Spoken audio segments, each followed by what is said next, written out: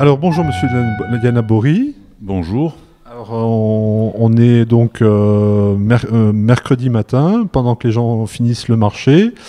Et nous, on fait pas ce que font tout le monde, on vous interviewe, mais vous êtes aussi le marché spirituel, puisque vous êtes une figure bergeracoise bientôt en phase de nous laisser songeurs sur tout ce qu'étaient les remparts à Bergerac.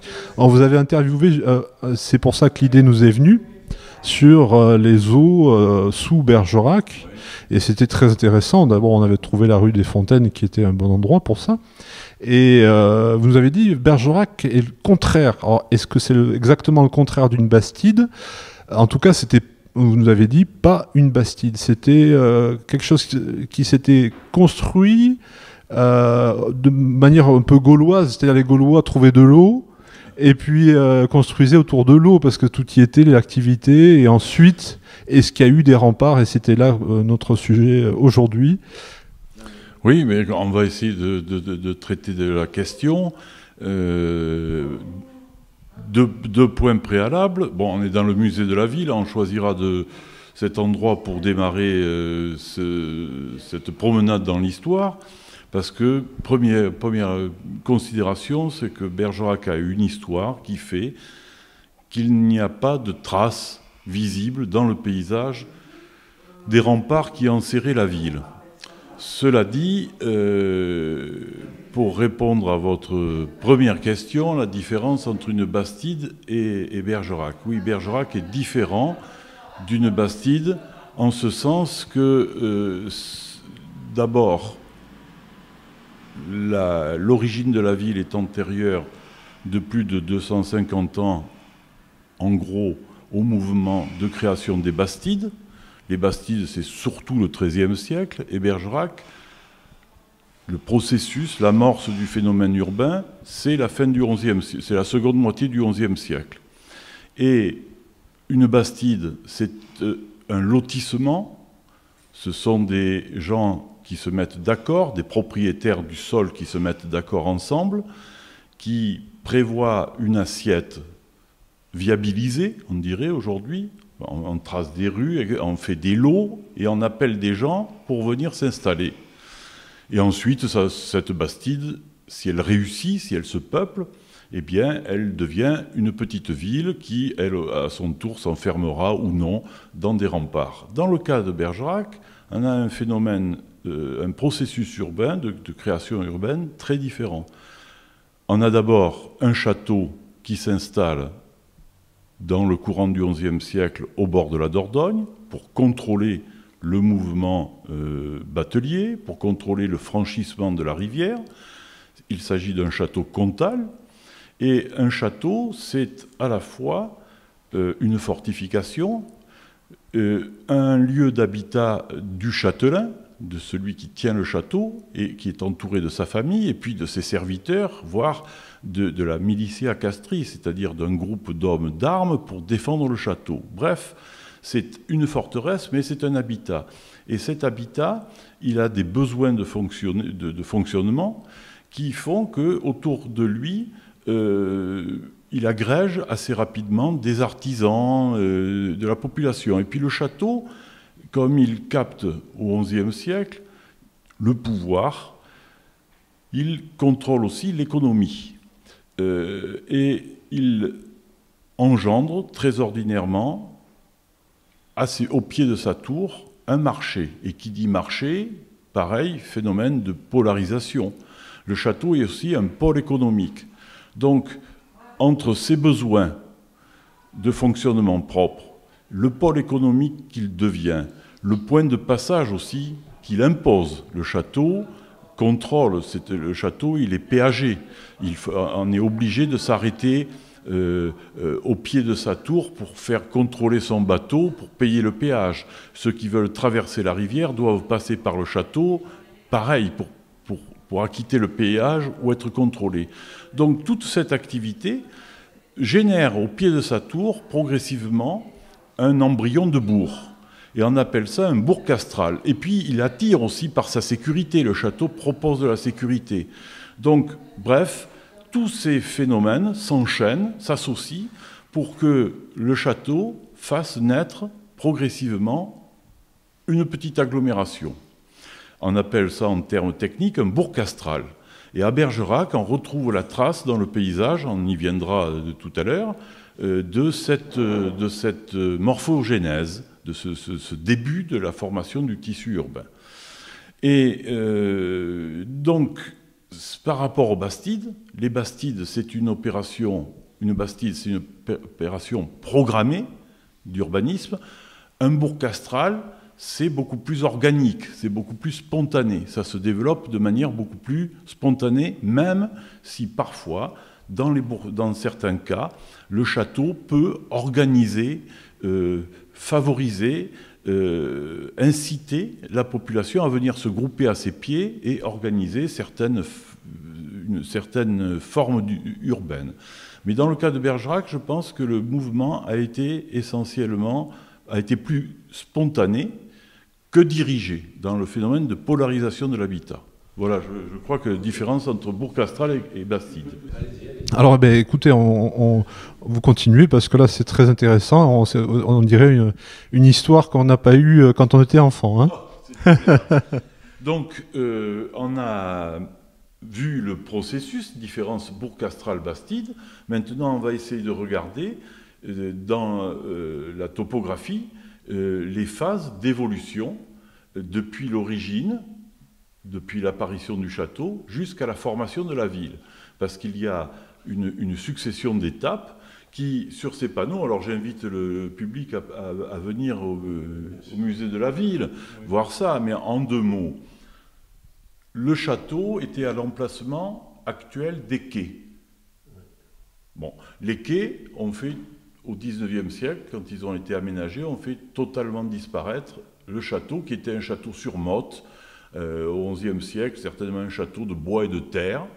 Et le bourg qui s'est formé, à ses pieds, s'est formé sur la butte qu'occupait le château.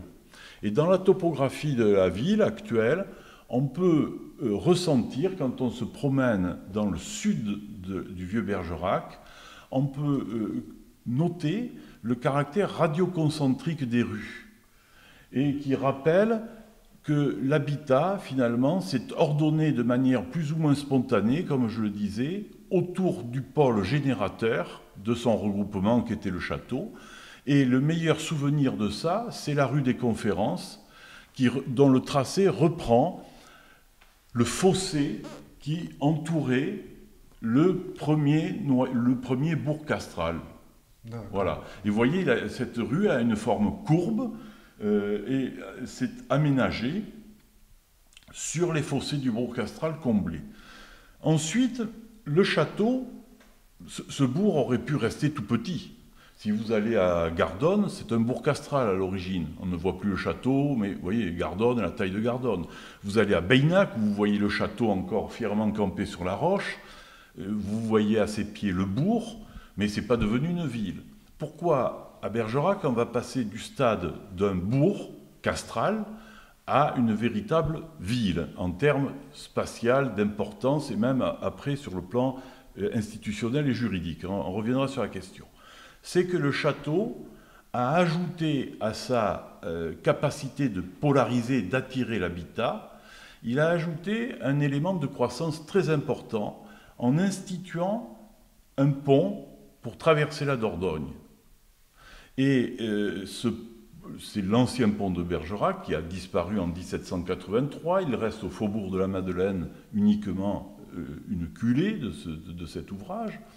Et le pont, il va attirer à lui la route, les routes terrestres, et mettre la circulation méridienne qui traversait le Périgord et qui devait franchir la Dordogne en contact avec la circulation batelière qui empruntait la rivière. Donc, carrefour économique qui devient plus important et qui donne un élan de croissance au Bourg Castral. Ça, c'est toute l'étape qui va jusqu'au milieu du XIIIe siècle. On va juste situer, donc l'autre jour, comme la Dordogne, à part le Mascaret, n'a pas beaucoup de courants et de tourbillons, ou alors ils sont très lents. Et je me suis dit, oh mais attendez, oui, rive droite, donc dans le sens de l'eau, et effectivement, c'est d'est en ouest, puisque Bordeaux étant le confluent ensuite. C'est important parce que si on n'a pas les étoiles pour un marin d'autrefois de se situer dans l'espace. Voilà. Et la construction de ce pont, à la fin du XIIe siècle ou au tout début du XIIIe siècle, va entraîner un agrandissement du Bourg Castral. Et pareil, on voit dans la trame urbaine, très nettement, l'organisation radioconcentrique autour de la route qui menait au pont, de l'habitat. Et c'est la rue de l'Ancien Pont, vous verrez, ce sont des rues qui tournent. La rue... Comme sans aidera un peu, hein, un amphithéâtre. Voilà, voilà. Et puis, ce bourg qui est appelé à se développer par l'importance économique que prend le carrefour commercial qu'a institué le château au niveau de Bergerac, il va se trouver à l'étroit dans ses limites méridionales, dans son fossé, dans son enceinte. Et progressivement, de l'habitat va venir s'installer autour de son enceinte. Et sur le plan topographique, vous voyez bien quand vous remontez la place Pélissière, quand vous quittez la rue des Conférences, vous sortez du Bourg Castral, il faut imaginer qu'on franchit le fossé du Bourg Castral, et vous remontez vers Saint-Jacques et vers l'actuelle Grand Rue. Eh bien, vers 1200-1250, tout cela n'était que... Le tracé actuel de la Grand Rue n'était qu'un chemin autour duquel commençaient à s'installer des maisons. Oui, parce que la rue de l'Ancienne Poste, elle était située dans ce coin-là, peut-être ? Oui. L'Ancienne Poste, elle est ici. Mais donc, si vous voulez, ce chemin, il va être absorbé par l'urbanisation naissante, et arrivé dans les années 1250, la population de l'agglomération du Bourg Castral et celle qui s'est installée à sa périphérie est assez importante, assez forte, vigoureuse dans son développement pour acquérir la possibilité, dans le cadre d'une affaire qui serait très compliquée à raconter en 2 mots, mais en gros il y a une crise dans le pouvoir châtelain de Bergerac, une crise de succession, et la population de la ville naissante, parce que là on va vers une ville, vers 1250 en termes de taille si vous voulez, la population naissante, population bourgeoise naissante, mais à profit cette succession cette crise de succession dans la maison des châtelains de Bergerac pour négocier le droit de s'organiser en commune, c'est-à-dire d'acquérir une personnalité administrative, d'avoir des représentants qu'elle choisit pour la diriger, bref, de prendre son destin en main. Et c'est l'origine de la commune de Bergerac. En 1254, Édouard d'Angleterre, fils de Henri III, roi d'Angleterre, roi-duc d'Angleterre, je ne reviens pas sur tout le monde sait, voilà, va concéder aux Bergeracois le droit de s'organiser en commune. Et à partir de là, la ville est, sur le plan institutionnel, elle est née, et dans ces mêmes horizons chronologiques, c'est-à-dire entre ces années 1250 et les années 1300, la ville va se doter de ce que l'on appelle une enceinte de réunion, c'est-à-dire d'un périmètre qui va être organisé d'abord certainement avec des ouvrages terrassés, des fossés, puis ces fossés seront doublés de remparts, et on arrive enfin à nos remparts. Voilà les étapes. Est-ce qu'il y a donc qu'un seul... là, on voit donc ici ce que vous nous montriez, et il y aurait donc cette deuxième enceinte. Voilà. Alors sur le plan topographique, le bourg castral, il est en gros délimité au sud par un circuit toute la rue des Conférences, si vous partez du bord de la rivière, vous remontez la rue des Conférences, puis ensuite vous rentrerez dans la rue, c'est Albéric Caillou, je pense, et puis vous revenez sur la rue Neuve d'Argenson. Voilà. D'ailleurs, ici, c'est la rue de l'ancien pont, voilà, donc voilà. Côté bordelais, là. Toute cette partie-là, qui a une forme radioconcentrique, correspond à l'emprise du bourg castral. Ici, ce serait Alors, l'ancienne église Saint-Jean, c'est ça? Non, elle n'est pas du tout là. Mais on va y venir, si vous voulez, au problème des portes. Hein. Donc, ce bourg castral, il va être absorbé, englobé, à la fin du XIIIe siècle, dans une enceinte de réunion dont le tracé va, en gros, prendre la rue Neuve d'Argenson, à l'est, l'actuelle rue de la Résistance, puis on en vient à la rue des Remparts, d'ailleurs, que vous trouvez en haut, près de la rue Saint-Esprit. Oui, place Fonbalquine. Hein, voilà. Puis après, ça décrochait, ça partait dans ce qui était les Jardins du Sauveur, où il y a la médiathèque, sous la médiathèque, si vous voulez. Oui. Et ça redescendrait tout droit vers la Dordogne. Pas rue Saint-Esprit. La rue Saint-Esprit, c'est beaucoup plus loin. Le bout de la rue de la Citadelle correspond à ce tracé. Oui, alors, ce plan cadastral des années 1830, qui montre Bergerac à un stade de développement. En 1830, la ville n'avait pas topographiquement énormément évolué par rapport à ce que le Moyen-Âge avait produit en termes de conquête d'espace. En marron, ici, vous avez le tissu bâti. Donc vous retrouvez le tracé de la rue Neuve d'Argenson, sachant que cette rue a été créée sur le fossé de l'enceinte médiévale. Vous retrouvez la rue de la Résistance, et puis vous voyez la rue Saint-Esprit, elle est là. Et en fait, les remparts, à l'angle de la place Bellegarde, ils rentraient un peu dans la rue Saint-Esprit, et puis après ils repartaient en direction de l'ouest, et ils rattrapaient la Dordogne par le bas de la rue de la Citadelle actuelle, correspond au tracé de l'enceinte. Alors, ça c'est le tracé. Malheureusement, on en a des traces qu'archéologiques, c'est-à-dire qu'en pratiquant des sondages archéologiques et en analysant aussi le tissu parcellaire, on a pu, et puis les textes, on a pu restituer tout ça. Mais nous n'avons aucune autre donnée pour vraiment les décrire.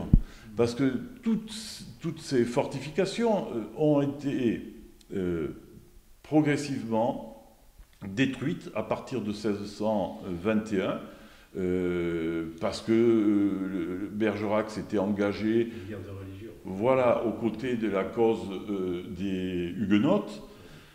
Et quand le roi a repris les affaires en main, si l'on peut dire, il a voulu décorseter, démanteler les villes qui s'étaient montrées déloyales au pouvoir du roi très chrétien, catholique. Et, voilà.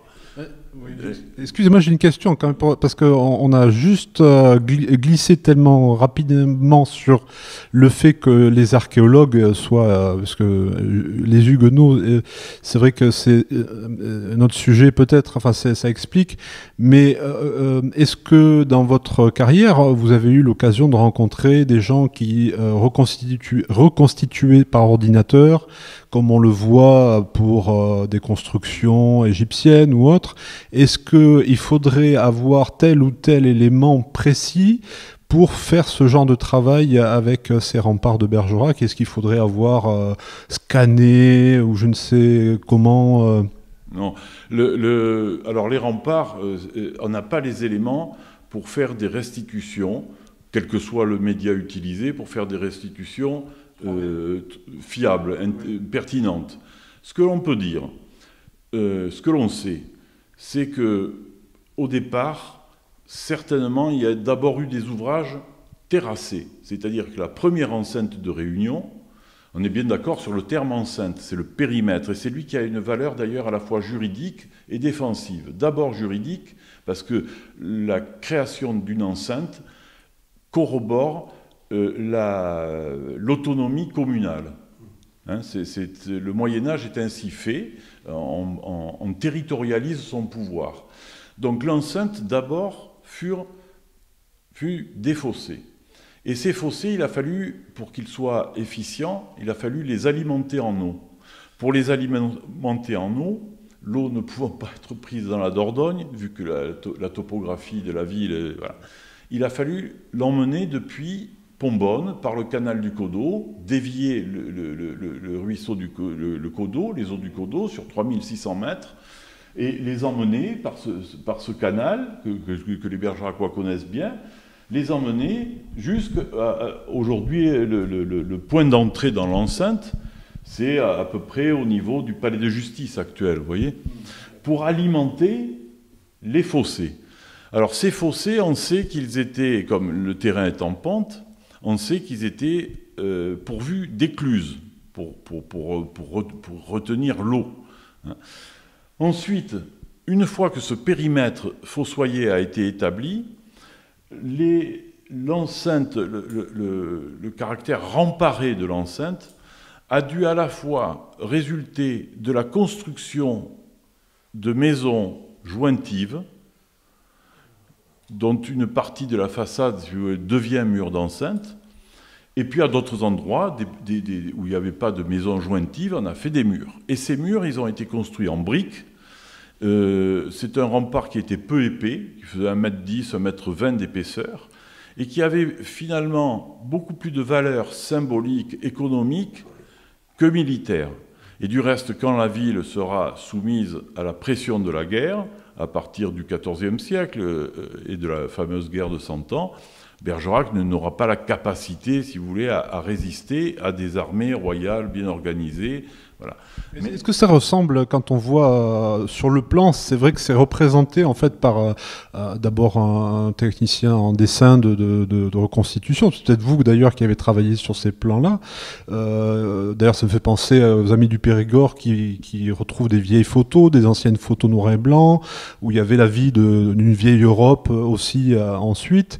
Mais il y a l'idée quand même de se demander à quoi ressemblait, puisque quand on voit des remparts, mais même des bastides actuellement encore debout, on peut voir, c'est-à-dire à 1,60 m, 70 selon la taille de l'homme qui les regarde, on voit des restes, donc même, je sais pas comment on dit, disons, non pas vu de dessus, mais quand on est à côté et qu'on les voit. Donc là, si on voit le plan, est-ce qu'on a une idée de ce à quoi ça ressemblait, hormis ces maisons, effectivement, dont on sent qu'elles ont été construites La ville, on peut... hypothèse d'école. Mettons qu'on rentre depuis la vallée du Codeau, on est au XIVe siècle et on se dirige vers la ville. On va d'abord rencontrer ce que l'on appelle l'arrière-fossé, qui marque encore dans le paysage. Cours Victor Hugo, vous voyez ce petit ruisselet, ce petit cannelé. Voilà. Donc il y avait un arrière-fossé qui ceinturaient les faubourgs de la ville. Ça, vous aviez, si on est vers les années 1350, mettons, après le début de la guerre de 100 ans, là, vous aviez certainement des palis, c'est-à-dire des palissades en bois, au passage des chemins et des ponts qui enjambaient cet arrière-fossé. Vous aviez une barbacane qui protégeait donc ce passage névralgique, mais rien de très monumental. Puis vous rentriez dans les faubourgs. Dans ces faubourgs, si on prend cet axe, celui de la rue Saint-Martin actuelle, hein, qui vous emmènerait à rencontrer le faubourg du Mercadil, où se trouve, c'est le quartier Sainte-Catherine actuel. L'ancien coupe-gorge, la rue du Mercadil. Là, vous franchissiez à nouveau des fossés. Au niveau du boulevard Montaigne, il y avait un large fossé en eau. Après avoir franchi ce fossé, vous aviez une porte.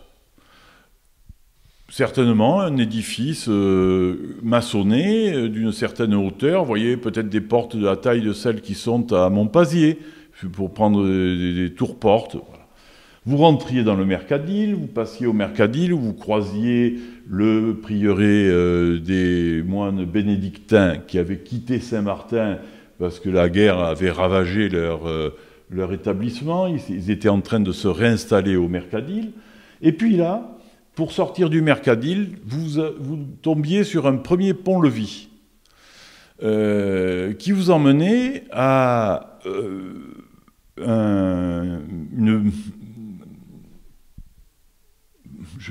une sorte de culée intermédiaire au milieu du fossé, du grand fossé de la ville, où vous trouviez un deuxième pont-levis qui vous permettait de gagner la porte Lougadoire. Alors la porte Lougadoire, c'était une porte, une tour-porte, et certainement, pour ceux qui connaissent Villeneuve-sur-Lot, assez similaire aux tours qu'on voit à Villeneuve-sur-Lot, les tours-portes. Donc vous voyez, quelque chose d'assez ostentatoire. C'est l'entrée de la Grande Rue. C'est l'entrée de la Grande Rue. Alors là, vous passiez la porte, il fallait montrer son laissez-passer, etc., si la période était tendue. Et vous pouviez rentrer dans cette grande rue, la descendre, alors le tracé actuel de la grande rue, puis arriver à l'église Saint-Jacques, vous preniez la rue, ce qui est aujourd'hui la rue Saint-James, puis la rue des Fontaines, c'est-à-dire on suivait la moindre pente. Et enfin, on rentrait ensuite dans le bourg castral, ou alors on ne voyait plus de fossés, les fossés avaient été comblés.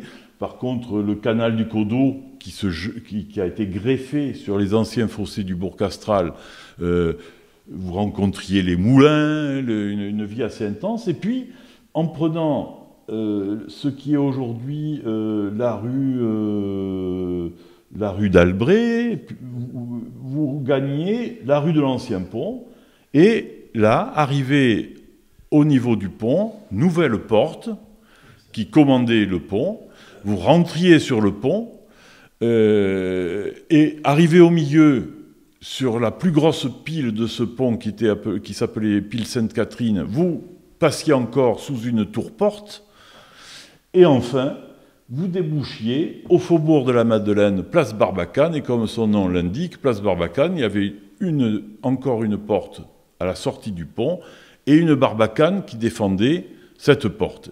Et là, vous rentriez dans le faubourg de la Madeleine, et mettons, si vous vouliez partir vers Bordeaux par la route, par exemple, vous sortiez de ce faubourg et vous croisiez encore des fossés qui fermaient le faubourg. Voilà, en gros, si vous voulez...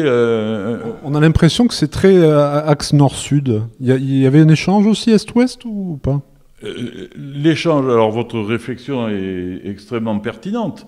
La ville s'est construite autour d'une sorte de colonne vertébrale qui est l'axe qui allait de l'église paroissiale Saint-Martin au château à l'origine.